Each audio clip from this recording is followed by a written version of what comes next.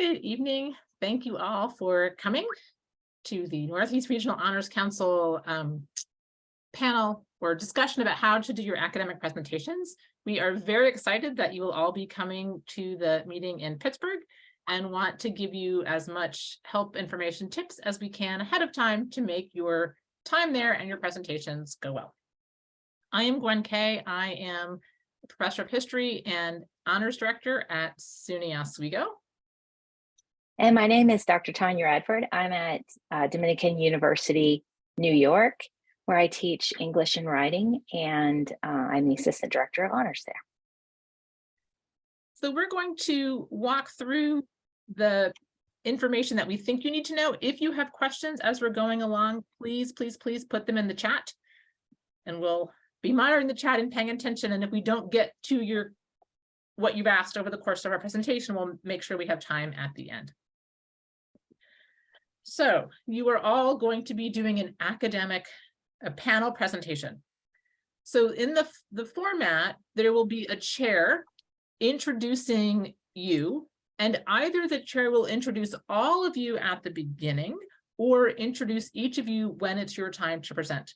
And the chair will be using the list of information that's been presented in the agenda ahead of time. When you start your presentation, unless you're the first person, feel free to remind the audience of your name and your title, especially if your chair introduced everyone at the beginning and you're now the second or third or fourth person. Whatever feels comfortable to you is the right thing to do. The chair will be giving you cues. Pay attention to them. If your time is running long, we have a set amount of time for all of you to present, plus time for question and answers. They'll give you a signal, and they'll tell you this ahead of time also. They want you to wrap it up in, say, 30 seconds. Don't worry about this, because we're about to tell you how to make sure that you hit the time. Some people will also invite questions after each talk. Now, I might decide to ask for questions after each of the talks. Dr. Radford might decide to ask people to hold all their questions until after all of the panelists have gone. But either way, you will be asked questions. And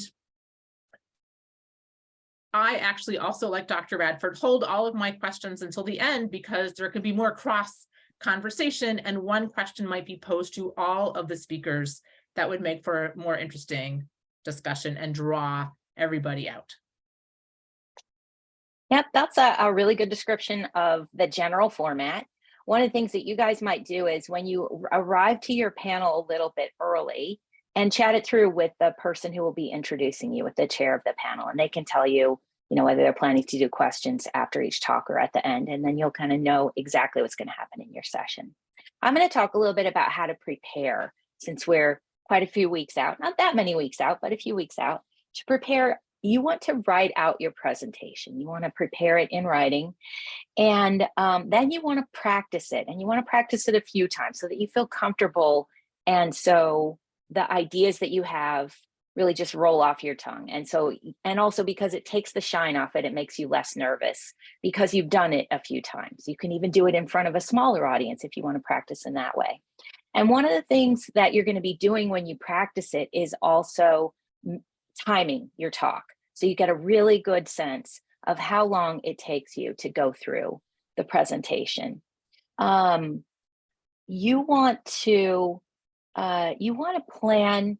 For most panels, there will be either 3 or 4 people on the panel with you, which means, and panels run 1 hour and 15 minutes, which leaves time for questions. So in most cases, what you should do is plan that you will have 15 minutes and not plan to go anything over that. The reason why you want to be careful not to use up more time than you're allotted is that if you use extra time and the person before you uses a little bit of extra time, that last person might be realizing that they are in no way going to be able to make it through their 15-minute talk. And that, I can tell you from experience, it's a very stressful, that's a very stressful thing to have to go through, because you're trying to figure out how you're going to do your 15-minute talk in 7 minutes. So do definitely time it. And then I would also argue that practicing it a few times makes it a lot less stressful on the day. So here are some general tips for presenting, which may sound familiar if you've done presentations in class. Make sure that your presentation, PowerPoint, however you're going to do it, if you choose to use that method, is on the computer before your panel begins.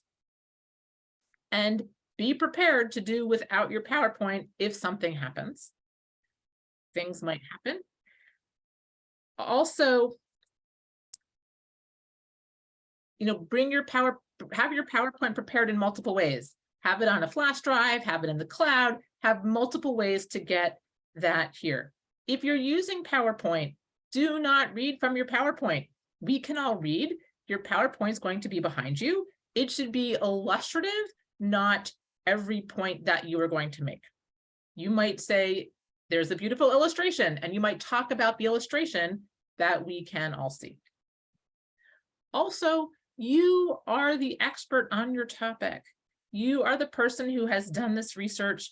You are the person who has asked the questions. You are the person who knows more about your topic than probably everybody else in the room. So this should be confidence boosting, and we are interested in your topic. We chose to come to your session. We chose to listen, and we're going to have perhaps some good questions for you. Also, as you're practicing, think about dressing both professionally but also comfortably. You want to wear something that you feel very comfortable in, but once you are talking, you're not worried about it. You don't have an itchy shirt. You don't have a pair of pants with the tag that's poking you. You want to not worry about what you're wearing. You want to be able to feel comfortable in your clothes, but also look neat, well put together so that you can give us your presentation. And I know that you will be getting information from the student leaders about things like this in future emails as well. And finally, I'm going to talk a little bit about the questions at the end. Now, I love the question period, honestly. When I give a talk myself, I'm always a little nervous when the question period starts because I'm wondering what someone's going to ask and if I'm going to be able to answer that question. But it's also the most exciting part of a panel because that's the point at which your audience begins to give you feedback about your research and ask you questions that sometimes give you new ideas.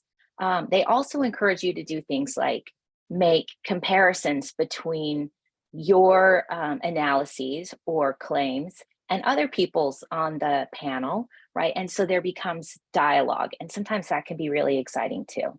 I wanted to give you a little advice about what to do because the question period can also be a little bit nerve-wracking. Like the very first time I did a conference as an undergraduate, I wrote a paper, and one of the critics that I talked about in my paper was there in the room, and I recognized her, and I was so worried. And then she raised her hand and asked me a question.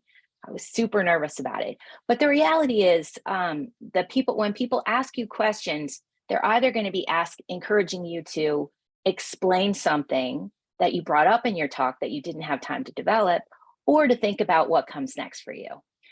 So don't be nervous about questions, just enjoy it. And if someone asks you a question and you don't know what they're talking about, and that sometimes happens, right? They ask you a question, you're not really sure what they're getting at, you can ask them to reframe. You can sort of say back the question that you think they're asking and say, is that right? Or say, I'm not sure I understand if you're asking me about this or about that, right? So reframe the question back to them if you're not so sure. And then really, if someone asks you a question that you don't know how to answer, this is my favorite strategy. I will often then punt it back to them, right? You say, that's a really interesting question. It's not something I thought a lot about, but I would love it if you would say why you're thinking about those issues in relationship to my talk. Get them talking and then jump in and add something, right? So don't fear the questions and actually practice a couple strategies of either redirecting a question, right? Someone asks you a question that doesn't make sense. So you kind of redirect it into something that you want to say more about, or you ask them to clarify their question. Gwen, do you have any other suggestions about questions? One thing I would add is that no one is asking you a question, and hopefully this is the question that Professor Radford was asked when she saw the person that she is writing critically about. People are not going to ask you questions to trip you up.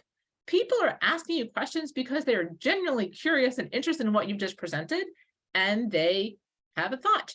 And if it's something that has never occurred to you, or you have no idea, I myself have said, that's a great question. I never thought about that. I'm not sure. What do you think?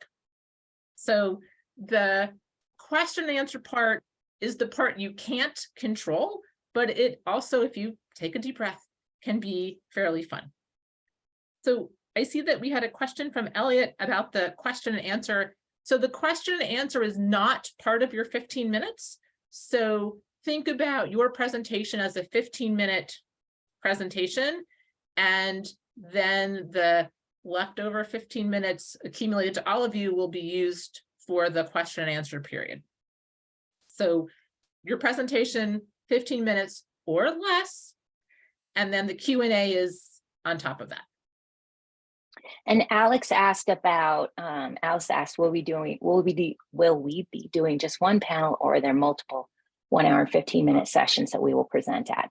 So most people, if you're making a panel presentation, you're doing it just at one panel. And we recently, members of the board and also some other helpers, have been working on creating panels of papers and projects that fit together a little bit around a theme. We try to create, on the basis of your abstracts, we actually try to create panels where there are some overlap or interesting chimes between your talks.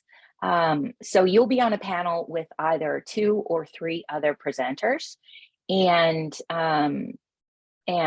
you'll do it just once. So you do your presentation just once, but some of you might have also made a submission to one of the art strands, and those are at different times. Does that adequately answer your question, Alex, or does anybody have any other question? You can either unmute or put your questions in the chat. We have time to answer any questions that you guys have now.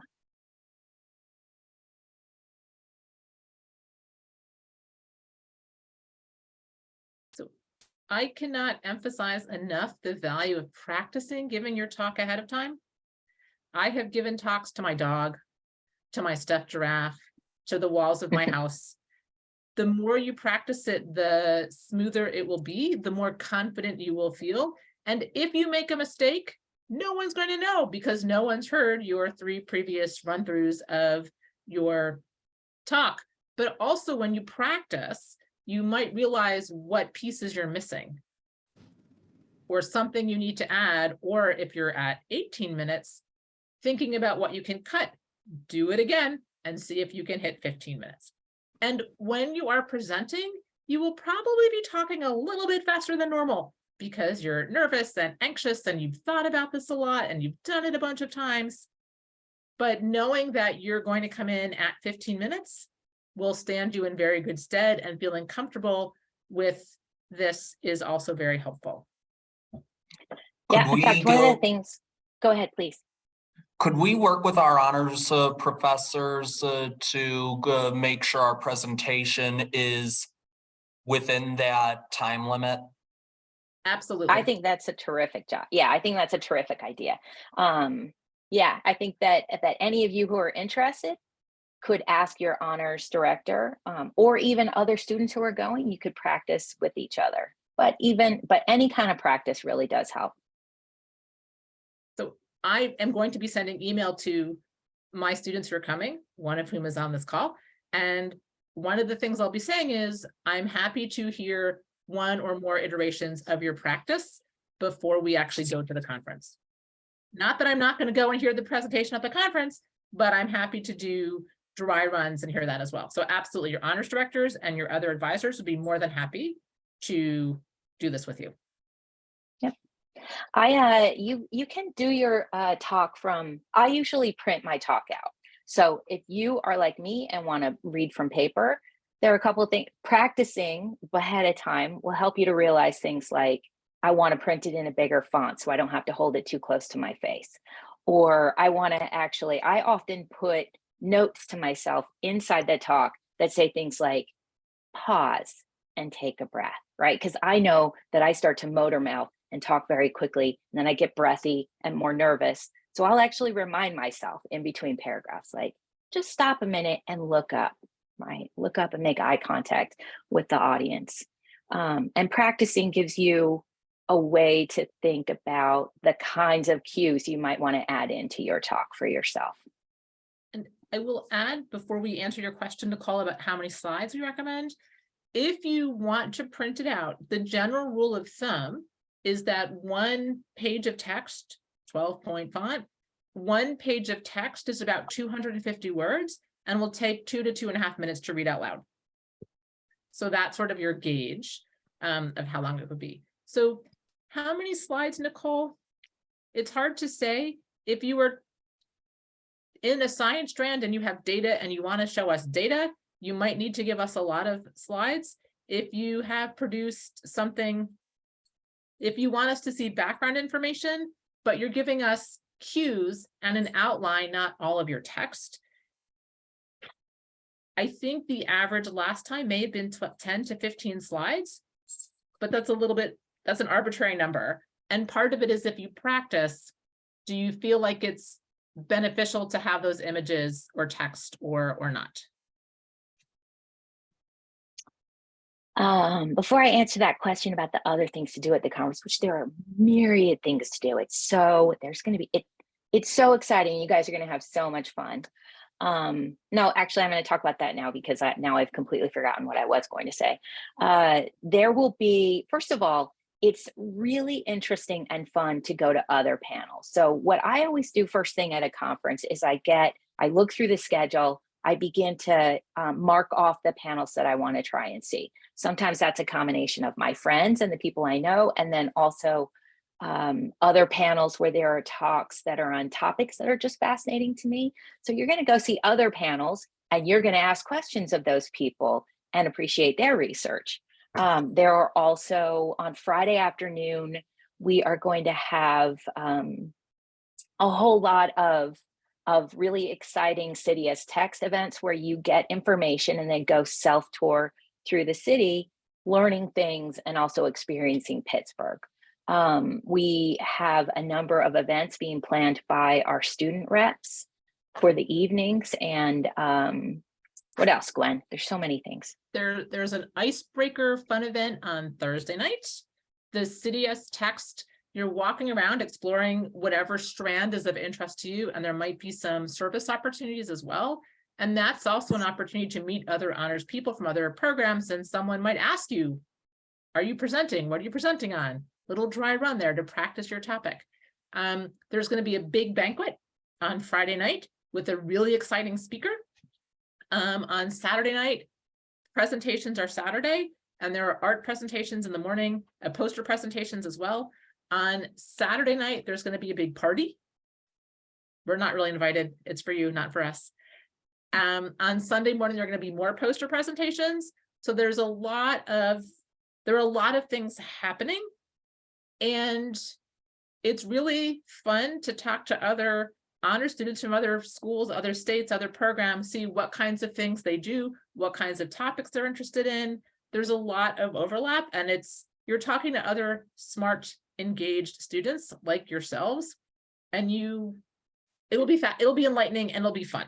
If you only go to your own talk and nothing else, you've really missed everything you can do and learn at a conference like this. Yeah, that's really right. Yeah, you're going to meet some other interesting people and leave having met some cool people from all over our region. Someone asked about how many people are in the audience. That's hard to say, but I would say typically somewhere between 5 and 20 is the usual. Yeah, I think that's about right. Yeah. And you're all doing presentations. There's also poster sessions, I believe both Saturday and Sunday morning. And that's a lot of space for there are a lot of people presenting posters, so there will be people you'll meet who aren't giving presentations, but they're doing posters.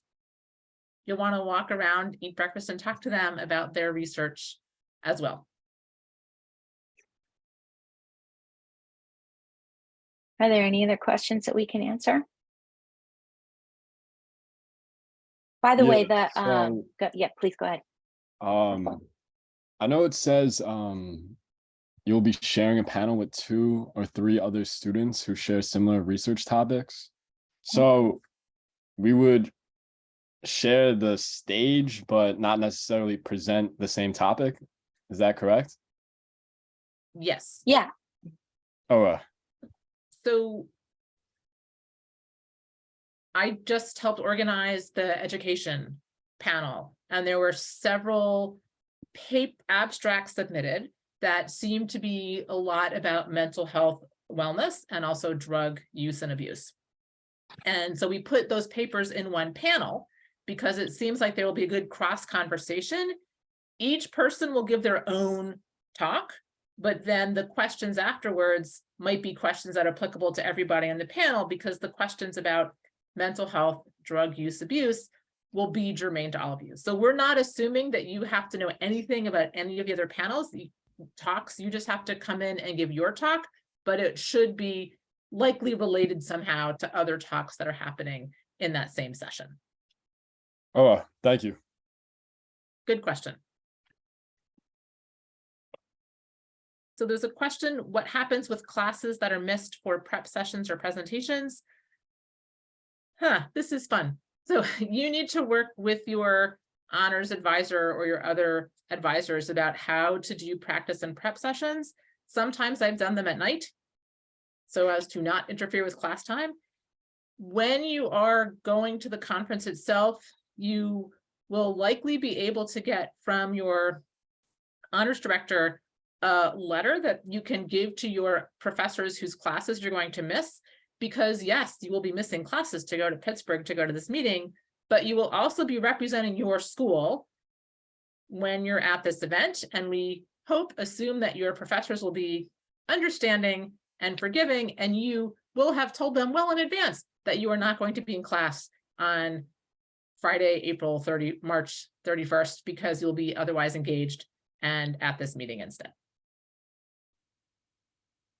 and Annie, who posted a comment in the chat, is absolutely right. Make sure that you bring some of your supporters to your presentation. Now, it might be the case that some of the people coming from your school have talks at the same time. And in that case, but still, like, let other people know. And when you meet somebody really interesting on Friday evening at the talk, at the presentation and the dinner, tell them about when your talk is, and bring an audience as well of people that you know and that you know will be there to support you. I think that's a great idea. And the odds are high that someone from your campus, like, unless your honors director has 7 people giving presentations at the same time, even if they've heard your presentation several times, they will be at your presentation. They want to support you. They're interested in your work. They supported you applying. They want you to do well and have a good experience giving your talk.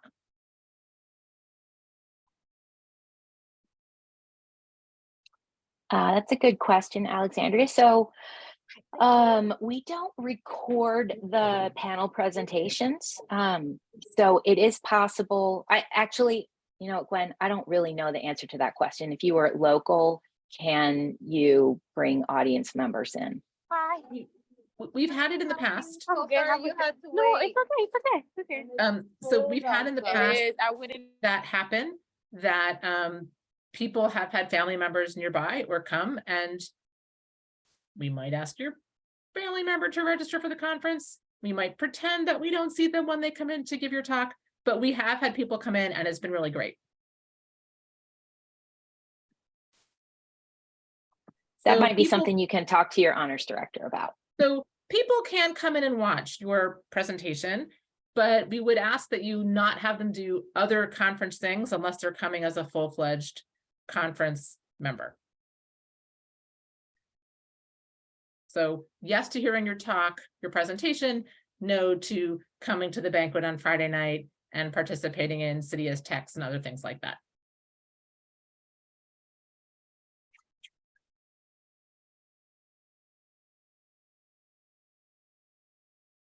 Any other questions? Or I know that some people arrived a little bit late, so you missed the description of the overall way that panels work. So if anybody has a question, feel free to ask it. I have a question about how like I can envision the presentation happening. Would this be like a TED Talk style, like one person on a stage, or are we sitting at a like long table and talking amongst each other, presenting? Okay, Brianna. So we usually have a long table, and the panelists will all be sitting up at that table when the session starts. And then there's also usually either a podium or a place where in the front where you can kind of stand up if you're going to stand up. And honestly, it's often up to the particular panel whether they decide they're going to stand up and make their presentation or stay seated. So you can think about what you're going to feel most comfortable doing. I've kind of done it both ways, but either way, you'll be in the front of the room, and then there will be chairs arranged for the audience. They're not usually huge rooms. We'll have a projector and we use, what are those machines called? The little tablet-y thing. We have these tablets that we use for the presentations. And just to remind everyone, at the beginning, we said, make sure you arrive early to your panel so that if you have presentation materials like a PowerPoint, you can get that set up. You don't want to be trying to do that right before your talk begins. You want it to be on and ready to project. So you'll get that set up ahead of time. And then after the panel chair introduces everyone, you usually go in the same order that you're on the conference schedule, right? So when we finish the conference schedule and the panels are announced, you'll see the title of your panel, and then each one of your names and your talk title will be listed, and they'll be in an order. And the convention is to do the talks in the same order in which the people are listed in the schedule, because sometimes, for example, if an honors director or another student is moving between panels to catch talks of people they want to see, they have an idea of about when you'll be starting. So we usually do them in the order they're on the schedule. So Did that help? So this session has been recorded. It will be sent out. It'll be on our YouTube channel. So if you came in late or you want to re-watch part of this, all the information will be available. Also, the draft of the conference program should be out the week of February 13th, if not sooner. So you can go to the website and look at, and you'll see your panel, you'll see your order, you'll see the people with whom you are speaking. So Elizabeth asks if everyone from your group of 6 people can speak, not just one person. The proposal was read as a proposal. You could decide to have one person speak on behalf of the 6. You could have all 6 people from the group speak, but you only have 15 minutes to do your presentation. So the assumption is that it's 1 or 2 people or a group who put in a proposal. It's often easier if 1 or 2 people speak on behalf of the entire group versus trying to have everybody in the group speak, but clearly acknowledge that you are speaking on behalf of the other people who helped do research and contribute to this project.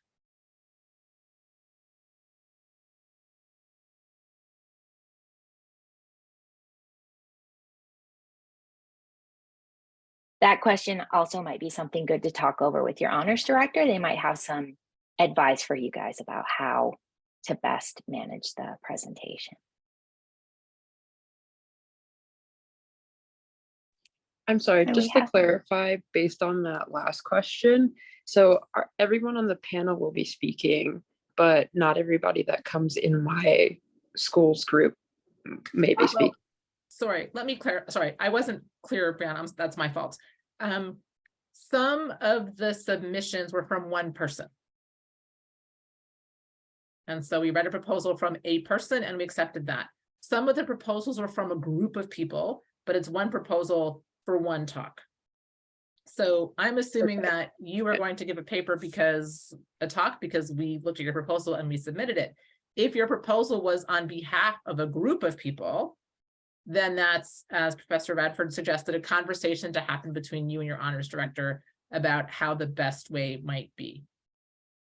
The rest of your people from your campus will be there hopefully for moral support, but I'm assuming you are the expert on your topic and you will be the person talking on that proposal that you submitted, not anybody else, unless it was a group of you who submitted that proposal.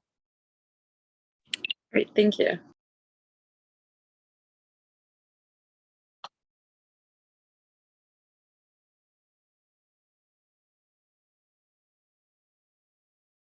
If We have you time for have- more. Sorry, Go ahead. if you have more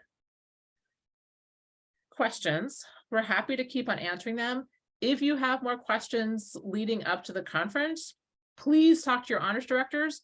They want you to do the best possible job that you can do, and they want you to be comfortable when you're doing it.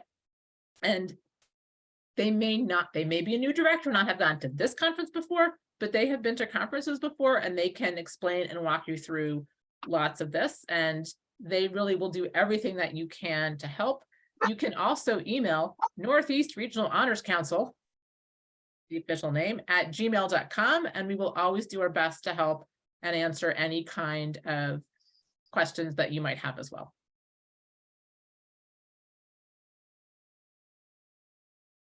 All right, with that, well, we want to thank you guys for coming this evening. We're really excited to see you all in Pittsburgh, and I promise you, you're going to have an excellent time. See you there. Excuse me. I just have one quick question. Go for it. This is a more general question, not particularly pertaining to the presentation. But in terms of transportation, how is it like usually handled for these conferences? Transportation to the conference or within the conference? Like to the conference. Is that something we handle on our own? That should be something that you should talk with your honors director about that. So it will probably be different for different programs, but at most schools, we arrange for students to travel to the conference together. Oh, So I don't know where you're coming from, but for example, we're going to drive together to Pittsburgh from New York. And so I think probably you'll want to talk with your honors director and figure out what that plan is. But I'm sure that those plans are in motion already. oh, thank you so much. Have a great night, guys. You bet. You too. All right.